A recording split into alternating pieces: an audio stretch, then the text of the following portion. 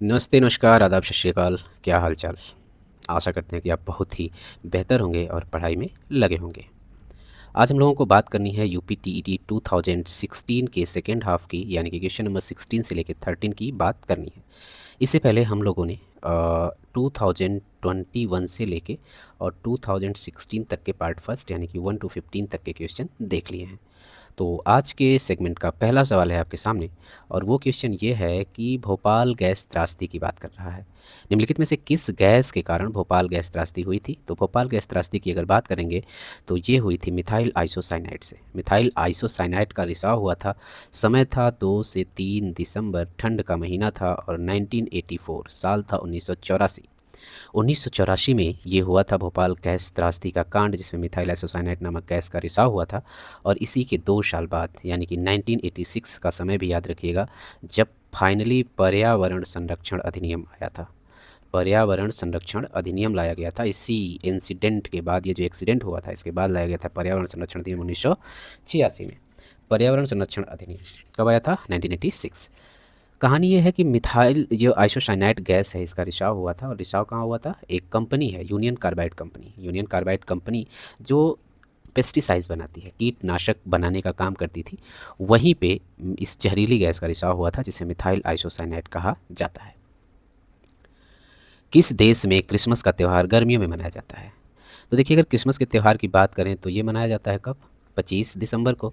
और दिसंबर के महीने में तो अपने वहाँ होती है सर्दी, लेकिन गर्मियाँ पड़ती हैं कहाँ पे? ऑस्ट्रेलिया में। और ऑस्ट्रेलिया में मनाया जाता है क्रिसमस का त्यौहार गर्मी के मौसम में 25 दिसंबर को।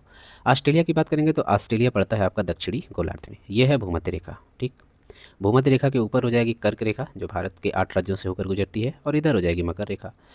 तो जो दिसंबर का समय है, दिसंबर में सूर्य होता है मकर रेखा के पास, और अगर दिसंबर में सूर्य मकर रेखा के पास है तो इधर किरणें इसकी लंबवत पड़ती हैं, जिससे भारत में हमें देखने को मिलता है क्या? सर्दी। लेकिन यहाँ पे एकदम सीधे किरणें पड़ती हैं सूर्य की। तो दिसंबर के महीने में गर्मी पड़ती है कहाँ पे? ऑस्ट्रेलिया में। और 25 दिसंबर को मनाया जाता है क्रिसमस। तो गर्मियों में क्रिसमस का त्यौहार ऑस्ट्रेलिया में मनाया जाता है।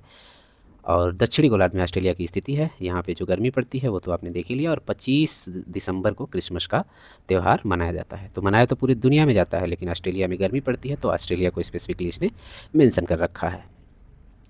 गिरी वन्यजीव अभ्यारण्य की बात करनी है। गिरी वन्यजीव अभ्यारण्य, गिरी वन्यजीव अभ्यारण्य, यहाँ पे एशियाटिक लायन यानी एशियाई शेरों का संरक्षण किया जाता है। इसकी स्थिति की अगर बात करें तो ये गुजरात में स्थित है, गिरी वन्यजीव अभ्यारण्य। इसके विस्तार की बात करें तो 1424 वर्ग किलोमीटर क्षेत्रफल में फैला है। अगर वैश्विक महत्व की बात करें तो दक्षिण अफ्रीका के अलावा विश्व का इकलौता स्थान है जहाँ शेर अपने प्राकृतिक आवास में पाए जाते हैं। एशियाटिक लायन जो हैं अपने प्राकृतिक आवास में पाए जाते हैं कहाँ पे? गिरी वन्यजीव अभ्यारण्य, जो गुजरात में स्थित है। जैव विविधता की बात करें तो यहाँ स्तनधारियों की लगभग 30 और सरीसृपों की लगभग 20 प्रजातियाँ संरक्षित हैं। स्तनधारियों की 30 और सरीसृपों की 20 प्रजातियाँ संरक्षित है कहाँ पे? गिरी अभ्यारण्य में। गिरी अभ्यारण्य गुजरात में स्थित है, और नेचुरल हैबिटेट है एशियाटिक लायन का।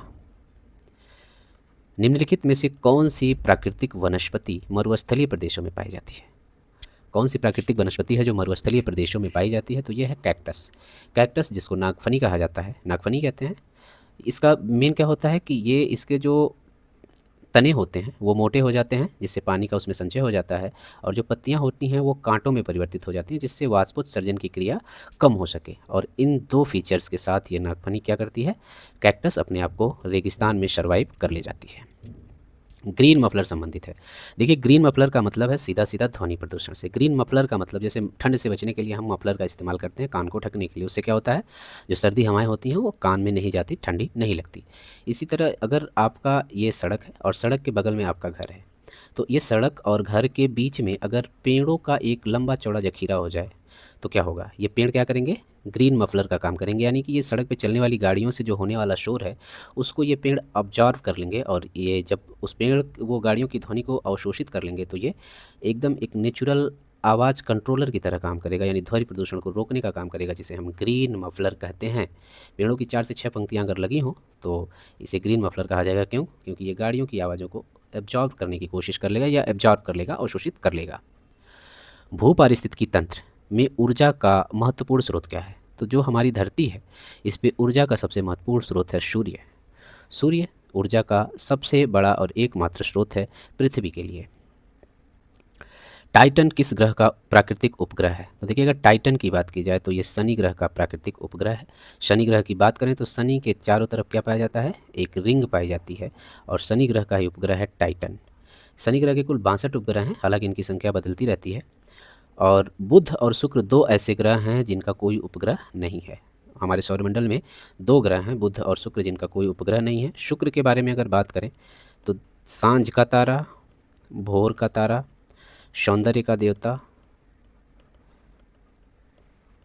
और पृथ्वी की जुड़वा बहन, पृथ्वी की जुड़वा बहन, इन सब के नाम से जाना जाता है शुक्र को। सांझ का तारा शुक्र, भोर का तारा शुक्र, सौंदर्य का देवता शुक्र, पृथ्वी की जुड़वा बहन शुक्र। तो शुक्र के बारे में इतनी सारी बातें याद रखिएगा। और बुध और शुक्र के पास कोई अपना उपग्रह नहीं है। सवाल था टाइटन किस ग्रह का उपग्रह है, तो ये है शनि। शनि के एक उपग्रह का नाम है टाइटन। निम्नलिखित में से कौन बायोडीजल की फसल है? बायोडीजल की फसल के बारे में बात करेंगे तो ये होगा जेट्रोफा।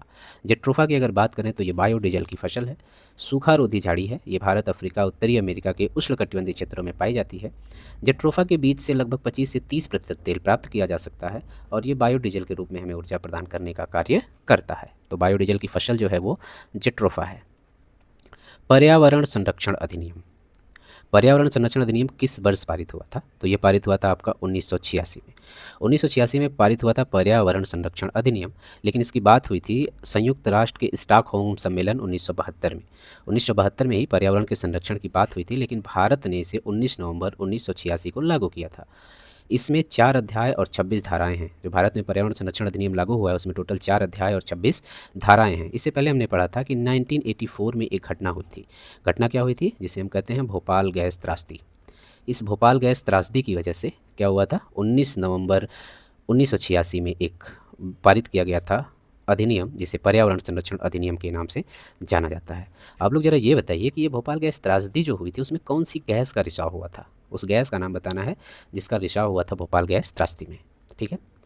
नेक्स्ट बात करेंगे भूमंडलीय तापन, जो ग्लोबल वार्मिंग है उसका सबसे बड़ा कारण क्या है? तो ग्लोबल वार्मिंग का कारण है कार्बन डाइऑक्साइड में वृद्धि। जो कार्बन डाइऑक्साइड है उसकी जैसे जैसे वृद्धि होगी वैसे वैसे ग्लोबल वार्मिंग बढ़ता जाएगा, टेम्परेचर इंक्रीज होता जाएगा। इसका मुख्य कारण है जीवाश्म ईंधन जैसे कोयला, तेल को जलाना और वनों की कटाई आदि के कारण ग्लोबल वार्मिंग बढ़ने की समस्या देखने को मिल रही है। निम्नलिखित में से किसमें सर्वाधिक जैव विविधता पाई जाती है?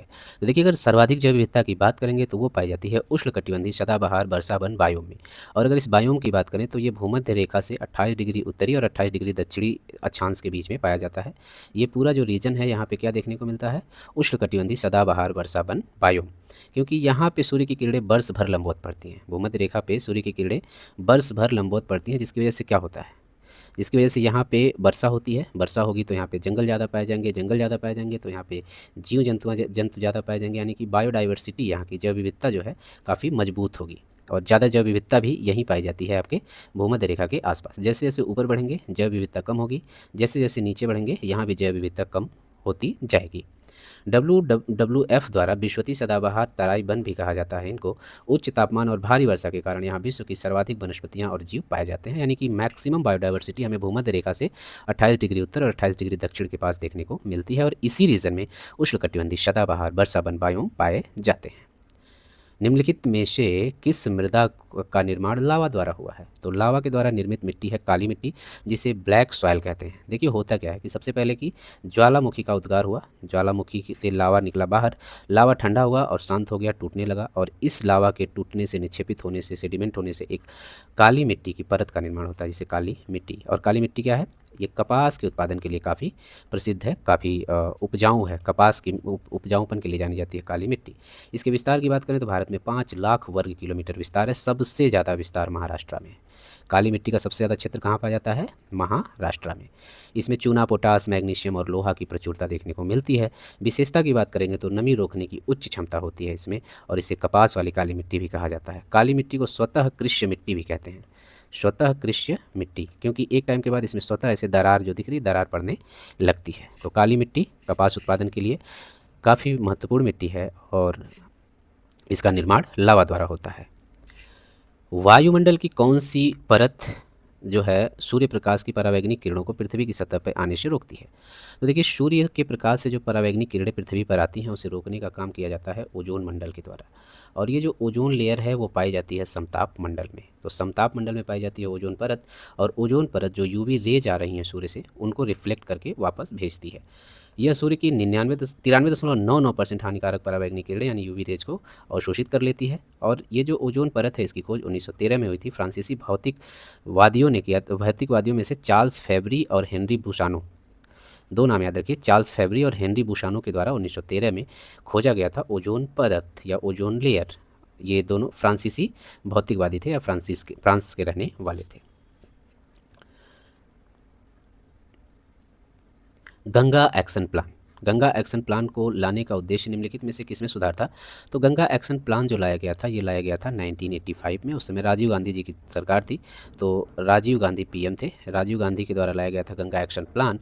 इसका मेन उद्देश्य था जल की गुणवत्ता को सुधारना। वाटर क्वालिटी जो इस तरह से आपको इधर दिख रही है उसको ऐसे करना, मतलब कि गंगा का जो जल है उसको पोर्टेबल वाटर बनाना, पीने योग्य जल के रूप में बनाना, इतना सुधार करने की बात थी।